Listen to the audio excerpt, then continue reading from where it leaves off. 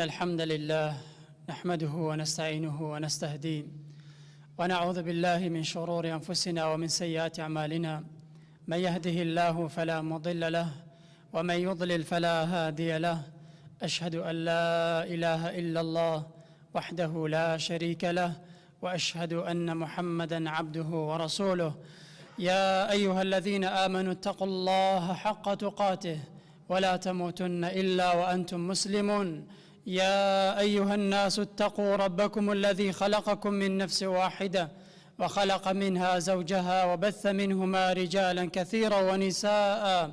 واتقوا الله الذي تساءلون به والأرحام إن الله كان عليكم رقيبا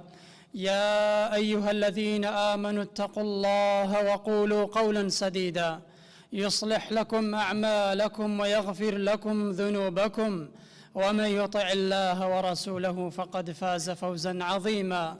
أما بعد فإن أصدق الحديث كلام الله وخير الهدي هدي محمد صلى الله عليه وعلى آله وسلم وشر الأمور محدثاتها وكل محدثة بدعة وكل بدعة ضلالة وكل ضلالة في النار أما بعد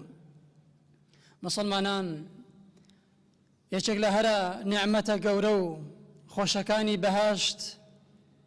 کەوا سەرووی هەموو نیعمەتێکە دوای ئەوەی کەوا ئەهلی بەهاشت ئەم نیعمەتان پیشان دەدرێت و بۆیان باز دەکرێت خەڵکی هەموو نیعمەتەکانی بەهاشتیان لەبیر دەچێتەوە لە خۆشی ئەم نیعمەتە گەورەیە ئەویش بریتیە لە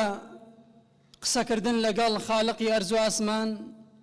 قسەکردن لەگەڵ پەروەردگار و سیرکردنی پەروەردگار ڕوبەڕوو بەبێ هیچ پەردە و بەبێ هیچ واسطەیەک لەو بینەدا هەبێ ڕاستەوخۆ قسە لەگەڵ پەروەردگار دەکرێت لەلایەن ئیماندارانەوە وەخوای پەروەردگاریش سەیریان دەکا وەخوای پەروەردگاریش قسەیان لەگەڵ دەکات وەخوای پەروەردگاریش پاکیان دەکاتەوە ئەمە یەکێکە لە نیعمەتە گەورە و مەزنەکانی بەهاشت خوای گەورە بەنسیب هەموو لایەکمانی بکات بەڵام کەسانێک هەن لە ناو موسڵمانانیشدا کەوا بێبەش دەبن لەم نیعمەتە مەزنە کە گفتوگۆکردنە لەگەڵ پەروەردگار و بینینی خوای پەروەردگار و سیرکردنی پەروەردگار بۆ ئەوان وەروەها پاککردنەوەی پەروەردگار بۆ ئەوان کەسانێک هەن لەم نیعمەتە گەورە بێبەش دەبن خوای پەروەردگار قسەیان لەگەڵ ناکات خوای پەروەردگار سەیریان ناکات و خوای گەورە لێیان خۆش نابێت با بزانین ئەوانە چێن کە خوای پەروەردگار ئەم جۆرە سزایان دەدات و چ کردەوەیەکیان ئەنجام داوە تاوەکو شایستەی ئەم عقوبە گەورەیە ببن بەڕێزان پێغەمبەری خوا عەلەیهی سەڵات وەسەلام لە کۆمەڵێک حەدیثدا باسی ئەو تاقم و ئەو خەڵکانەمان بۆ دەکات کەوا شایستەی ئەم عقوبەیەن کەوا زیاد لە 17 بۆ 18 صنف دەگرێتەوە بە ئیزنی خوای پەروەردگار بە پێی توانە ئەوانە باز دەکەین بە ئومێدی ئەوەی کە ئێمە خۆمان بپارێزین نەوەکەوە لەم کۆمەڵەیە ببین لەم تاقمە ببین ئەگەر سیفەتێک لەو سیفەتانەشمان تێدا هەبێت بە زووترین کات هەتا دنیا و دەرفەتە تۆبەی لێ بکەین و بگەڕێن و لای خوای پەروەردگار کەسی یەکەم کە لەم نیعمەتە بێبەش دەبێت و خوای گەورە بەم جۆرە سزای دەدات ئەوانن کەوا دینەکەی خوا دەفرۆشن بۆ دنیا خوای گەورە لە قورئاندا دەفەرمێت إن الذين يشترون بعهد الله وأيمانهم ثمنا قليلا ئەوانەی کەوا بەڵێنەکانیان کە لەگەڵ خوا داویانە ئەو بەڵێنە مەزنەی کەوا بەخوا داویانە کە بەتەنها بیپەرستن شەریکی بۆ بڕیار نەدەن عیبادەتی خۆیان بەس بۆ ئەو سەرف بکەن يشترون بعهد الله وأيمانهم ثمنا قليلا بەشتێکی زۆر کەم دەیگۆڕێتەوە بەشتێکی دنیایی زۆر کەم دەیگۆڕێتەوە لە دەستی دەدا أولئك لا خلاق لهم في الآخرة ولا يكلمهم الله ولا ينظر إليهم يوم القيامة ولا يزكيهم ولهم عذاب أليم خوای گەورە بەم جۆرە باسی سزاکە دەکات کە قسەیان لەگەڵ ناکرێ وسیر ناکرێن و پاکیش ناکرێن و لەلایەن خوای پەروەردگار بۆ دینەکەی خۆی دۆڕاندووە لە بەرامبەر کەمێک لە دنیا ئامادەیە تەنازل لە بنچینەی دینەکەی خۆیدا بکە، لە بنچینە و ئەسڵی دینەکەی خۆیدا بکە بۆ شەهادەیەک، بۆ ئافرینێک، بۆ پارێک، بۆ پۆستێک، بۆ دەستخۆشیەک بەلایەوە ئاساییە. کەسانی ترکەوە شایستە ئەم عقوبەی خۆی پەروەردگارە بن ئەوانن کە بە ساڵدا چوونەتە ناو تەمەنەوە لە پیاوان و لە ئافرەتانیش مۆی سەری سپی بووە لە زیاتی ئەوەی کەوە بێتە ماڵی خۆی پەروەردگار لەمە دوای وا بیرکاتەوە بەرەو خوا دەڕات و ئیتر بەرەو مردنە، لە زیاتەوەی کەوا دەست بە دەست نوێژ و دایمەن ذکر بکە، لە زیاتەوەی کەوا کەسێک بێ ئەهلی سڵح و سەلاحەت بێ چونکە بە تەمەندا چوان نا ئەم کەسە بە تەمەنا خەریکی فاحیشەیە، خەریکی زیناکردنە پەنا بەخوای پەروەردگار. پێغەمبەری خوا دەفەرمێ عەلەیهی سەڵات وسەلام کە ئەبوو هورەیرە دەجێڕێتەوە ثلاثة لا يكلمهم الله يوم القيامة ولا ينظر إليهم ولا يزكيهم شيخ زاني کەسێکی بەساڵاتچوو زیناکار داوێن پیس حاشاکم. لە حەدیثێکدا دەفەرمێ ولا العجوز الزانية ئافرەتی بەتەمەن و بەساڵاتچووش کە خەریکی ئەم نیشانە بێ هەمان عقوبە وەردەگرێت. وەروە لە حەدیثێکدا دەفەرمێ وملك كذاب وعائل مستكبر پاشایەک دەسەڵاتدارێک مەسئولێک بەرپرسێکی ناڕازگۆ کەوا دائیمەن درۆ دەکا لەگەڵ ژێردەستەکانی خۆی دائیمەن درۆ دەکا بەرامبەر بە خەڵک دائیمەن درۆ دەڵێ مەلیک کەذاب دەسەڵاتدارە بەڵام درۆزنە ڕاست ناڵێ. وەروەها وعائل مستەکبر و هەژارێک هیچی نییە تا فەخری پێوە بکە شتێکی وای نیکەوە شانازی بە خۆی بکات و تەکەبر بیگرێ بەڵام خۆ بەزلزانە هیچی نییە بەڵام خۆ بەزلزانە متەکەبرە خەڵک بەکەم دەزانێ خۆشی هیچی نییە. لەم حەدیثەدا باسی سێ سنف کرا بەساڵاتچوێکی عاقیبەت شەڕ کەوا خەریکی زینا و فاحیشە بێ وەروەها دەسەڵاتدارێکی ناڕازگۆ لەگەڵ ژێردەستەکانیدا. سیرکەن بۆ خوای گەورە لە بەرامبەر ئەو تاوانەدا ئەو عقوبە گەورەی داناوە چونکە هیچ پێویست ناکە ئەم تاوانە ئەنجام بدرێت چونکە هیچ داواکارێکی ضروری نییە و تۆ دەتوانی زۆر بە ئاسانی ئەم تاوانە لە کۆڵ خۆت کەیتەوە نەیکەی بەڵام هەر دەشیکەی بۆی سزاکەی قورسە کابرای بەتەمەن تۆ گەنجێک نیت تازە پێڕا بگەی تۆ گەنجێک نیت تازە شەهوەتت بەرز بێ بڵێ خۆم پێ ناگیرێت تۆ بە ساڵادا چووی زۆر بە ئاسانی دەتوانی خۆت لەم تاوانە ڕزگارکەی بەڵام خۆت ڕزگار ناکەی بۆی شایستەی عقوبەیەکی زۆر گەورەی. دەسەڵاتدارێک هیچ پێویستی بۆ نیکەوە ناڕاستی بڵێ هیچ پێویستی بۆ نیکەوە درۆ بکە خۆی دەسەڵاتدارە ئەوەی کە بێوە دەیکا ئەوەی کە نێوێ نایکات بەڵام لە هەمان کاتدا درۆ دەکا بۆیە سزاکەی گەورەیە. وەروەها ژارێک هیچ پێویست ناکات تۆ تەکەبورت هەبێ دەوڵەمەندێک لەسەر سەرۆت و سامانەکەی ئەگەر تەکەبور بیکرێ ئەوە لەبەر ماڵەکەیەتی گرتوویەتی هەرچەندە هەر تاوانە هەر دروست نییە بەڵام تاوانەکەی وەکو هەژارێک نییە کەوا تەکەبوری هەبێ کە خۆی بەزل بزانێت. چیتر شایستەی ئەو سزای خوای پەروەردگارن کە لە قیامەتدا خوا قسەیان لەگەڵ نەکات و سەیریان نەکات و پاکیان نەکاتەوە. هەر ئەبوو هورەیرە لە حەدیثێکدا دەفەرمێت ثلاثة لا يكلمهم الله يوم القيامة ولا يزكيهم ولهم عذاب أليم رجل حلف على سلعة لقد أعطاها مما أكثر پیاوێک سوێن دەخوا لەسەر کاڵایەک شتێکی کڕی و ماڵی خۆتی دەیەوە بیفرۆشێ سوێندی لەسەر دەخوا سوێندی لەسەر سعرەکەی دەخوا سوێن دەخوا کە زیاترم پێداوە بەڵام واش نییە سوێن بەخوا دەفتەرێکم لەسرە بەڵام واش نییە. هەر کەسێک ئەم جۆرە سوێندانە بخوا سوێندی درۆینە لەسەر سعرەکان ئەمە شایستی ئەم عقوبەیە دەبێت. ورجل حلف على يمين كاذبة ليقتطع بها مال رجل مسلم وهر پیاوێکیش سوێند بخوا سوێندێکی درۆینە لەسەر ماڵێک کە هی خۆی نییە تاوەکو بیکاتە هی خۆی بە زوڵم و بەستەم داگیری کە بۆی ئەم سوێندە درۆینەی بە هەمان شێوە لە ڕیزی ئەوانەیە کە ئەم عقوبەیان بەسەردا دەدرێت. دوو کەس هاتنە لای پێغەمبەری خوا عەلەیهی سەڵات وسەلام، کێشیان هەبوو لەسەر پارچە زەویەک، ئەو سوێندی دەخوات کە هیمنە، ئەویش دەیوت نەخێر هیمنە. کەسی یەکەم سوێندی خوارد کەوا ئەو ماڵە هی ئەوە. پێغەمبەری خوا فەرمی عەلەیهی سەڵات وسەلام هەر کەسێک سوێند لەسەر ماڵێک بخوات کە هی ئەوە و هی ئەویش نەبێت، ئەوە یەکێک دەبێت لەو کەسانێک کە خوای گەورە لە قیامەتدا سەیریان ناکات.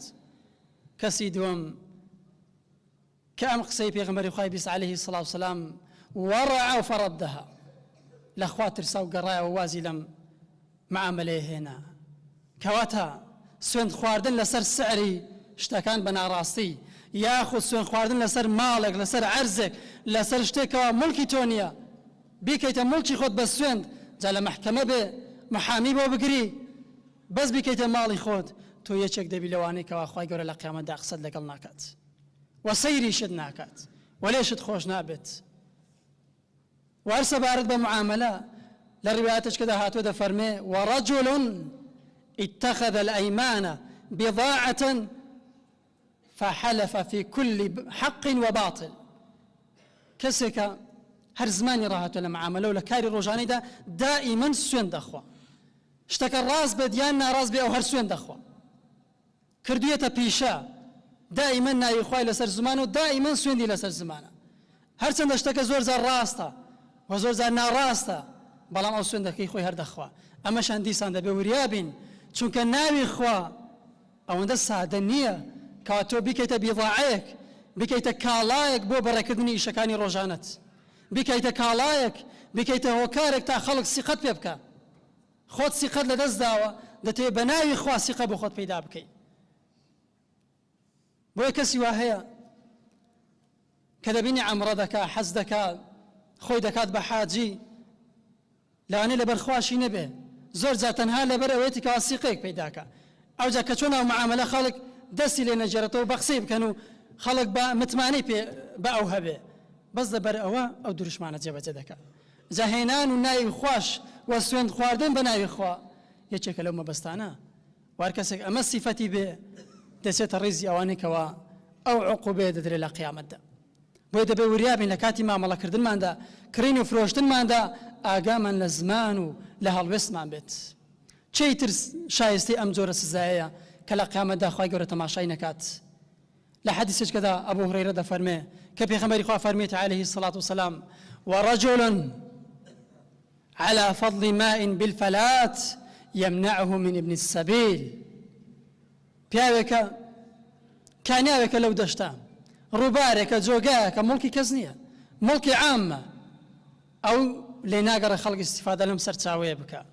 لێ ناگەڕێ کەسێک، ڕێبوارێک، کەسانێک ئاهلی ئەو شوێنە استیفادە لەم مڵکی گشتیە بکەن، بۆ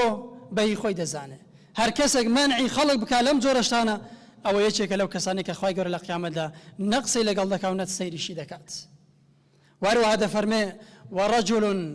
بايع إماما لا يبايعه إلا لدنيا إن أعطاه وفى وإن لم يعطه فيها لم يفي. پیاوێک بەیعەت دەدا بە ئیمامێک، بەسەر کردەیەک، بە پێشەوایەک، دەیکاتە ئیمام و دەمڕاستی خۆی، بەڵام نەک بۆ خوا، نەک لە بەردینەکەی خوا، بەڵکو تەنها بۆ دنیا. بايع إماما لدنيا، تەنها بۆ دنیا. إن أعطاه منها وفى. أو إمامك بيعتي بيداوە بۆ دنیاکەی خۆی، ئەگەر ئەو ئیمامە ئەو دەسەڵات دارە دنیاکەی پێ بدە، وەفا، ئەویش لەگەڵی دەبێ. وإن لم يعطه فيها لم يفي. خۆخوا نەخواسە ئەگەر موچەکەی ببڕێ، ئەگەر دەرماڵەکەی ببڕێ، ئەگەر معیشەتەکەی ببڕێ، پارەکەی دنیاکەی نەداتێ، لەم یەفی، وەفای بۆ نامێنێت تەواو. ئەنی بەس لەبەر دنیا علاقی لەگەڵی هەیە. بۆ ئینسان دەبێ لەبەر خوا علاقی لەگەڵ مرۆڤەکاندا هەبێ، تەنانە لەگەڵ سەرکردەکانیش شتێک هەبێ کەوا بتبەستێتەوە لەگەڵی، کەوا دینداری و خواناسی بێ. چیتر شایستی ئەم سزایە لە قیامەتدا؟ ئەبوو زەر دەفەرمێ پێغەمبەری خوا عەلەیهی الصەلاة وسەلام سوێندی خوارد کە فەرمووی خاب وخسر، خاب وخسر، بەڕاستی ماڵوێران بوون، سەرگەردان بوون ئەو کەسانە قیامەتیان دۆڕاوە وتیان چێ یا رسول الله فەرمووی ئەوەی المسبل الإزار والمنان والمنفق سلعته بالحلف الكاذب ئەو کەسێک کەوا مسبلە پۆشاکەکەی بۆ پیاوان لە خوار گوێزنگێتی لە خوار قاپەرەقەکەیەتی دەچێتە ژێر پێیەوە لە دوای دەخشێ درێژە پێغەمبەری خوا دەفەرمێ عەلەیهی السەڵات وسەلام ئەو کەسەیەکێکە لەوانەی کە خوای گەورە لە قیامەتدا سزای دەدات المسبل پۆشاک بۆ پیاوان دەبێ لە ئێسقانەکانی پێت نەچێتە خوارێ نابێت درێژ بێت و لە قۆندەرەکەت بخشێ یان بچێتە ژێر قۆندەرەکەتەوە ئەوە پێغەمبەری خۆی عەلەیهی السەڵات وسەلام پۆشاکی بۆ پیاوی موسڵمانان بەم شێوە بڕیارداوە کە دەبێت پیاوی ئیماندار بەم شێوازە بێ هی ئافرەتانیش دەبێت لە دوای بخشێت بۆیە نابێ وەکو موسڵمان ئێمە ئەم سونەتەمان پێکەم بێ ئەم ڕێبازەی پێغەمبەری خوامان پێکەم بێ عەلەیهی السەڵات وسەلام تەنها سونەتێک نییە ئەگەر تەنها سونەتێک بووایە ئەم هەڕەشەی لەسەر نەدەبوو بۆیە با عیزەتمان هەبێ بە سونەتەکانی پێغەمبەری خوا عەلەیهی السەڵات وسەلام بە سەربەرزیەوە جێبەجێیان بکەین ئەگەر مۆدێلێک بووایە ئەمڕۆ کەوا لە هەندێک شوێن ئێستا بۆ تێ مۆدێل تەماشا دەکەی گەنجەکان کابۆیەکی لەبەرە دەبێت قاپەرەقەکانی ئێسقەرەقەکانی دیار بێ ئەو مۆدێلە گۆریەک لە پێ دەکا یاخود گۆرێکی کورت دەبێت ئەوەندە گۆشتەکەی دیار بێ نابێ کابۆکەی پانتۆڵەکەی درێژ بێ ئەمە وەکو مۆدێل کابرا نوێژی ناکە و دەیکا ئەگەر وەکو مۆدێل بێ زۆرینەی گەنجی موسڵمانان دەیکا بۆ لە غەر بۆ هاتووە بە پێشکەوتنی دەزانێ بەڵام پێشەواکەی کە پێغەمبەری خوا عەلەیهی السەڵات وسەلام کە ئیمامی دنیا و قیامەتە پێت دەڵێ با پۆشاکەکەت ئاوا بێ تۆ بە قسەی ناکەی زۆریش بەلاتەوە ئاساییە نەخێر المسبل ئەمە نەسی قسەی پێغەمبەری خوا عەلەیهی السەڵات وسەلام لە حەدیثێکدا دەفەرمێ ما ئەسفەلە من الکەعبەین من الئیزار ففی النار بۆیە زانایان دەفەرمون ئەو کەسە شایستەی ئەم سزا قورسەیە کەوا پۆشاکەکەی درێژ بێ بەڵام تەکەبور بۆ تەکەبور بیکە بۆ خۆ بەزلزانی ئەمما بۆ تەکەبوری نەبێ ئەمە ئەم سزا نایگرێتەوە بەڵام زانایان وەڵامیان قسەی دەدەنەوە دەڵێن ئەگەر کەسێک تەنها پۆشاکەی درێژ بێ بەبێ هیچ عوزرێک هیچ بیانوێکی نەبێ بەڵام کەسێک بیانوی ناتوانێت پۆشاکەکەی بەم شێوازە بێ ئەوە نا کەسێک بەبێ عوزر پۆشاکی درێژە ئەمە شایستەی سزای خوای پەروەردگارە دەشکرێ خوای گەورە لێی خۆش بێت ئەگەر بە تەکەبور بیکە بە قەست بیکە بۆ تەکەبور و خۆ بە گەورە زانین بێ دەفەرمون سزاکەی دوو قات دەبێ جگەلەوەی کەوا سزاکەی بۆ دۆزەخە لە ناو دۆزەخیشدا جۆرێشتر لە سزای بۆ دابین دەکرێت کە ئەویش ئەوەی کە خوا قسەی لەگەڵ ناکە ئەوەی کە خوا سەیری ناکە ئەوەی کە خوا لێی خۆش نابێ بۆیە با هەوڵدەین پۆشاکمان لیباسمان پیاوان و ئافرەتان وەکو پێغەمبەری خوا بێ عەلەیهی السەڵات وسەلام وەروەها لە حەدیثێکدا فەرمووی والمەنان ئەو کەسێک کەوا زۆر منەت دەکا شتێکی بەخشیوە یارمەتی کەسێکی داوە دائیمەن بە چاوی دادەداتەوە ئەوەش هەر کەسێ ئەم سیفەتەی هەبێ دەچێتە ڕێزی ئەوانەی کەوا لە قیامەتدا خوای گەورە ئەم عقوبەی بۆ داناون داواکارم لە خوای پەروەردگار لە گوناهەکانمان خۆش بێت و ڕەحمان پێ بکات و عاقبەتمان بەخێر بجێڕێت آمین والحمد لله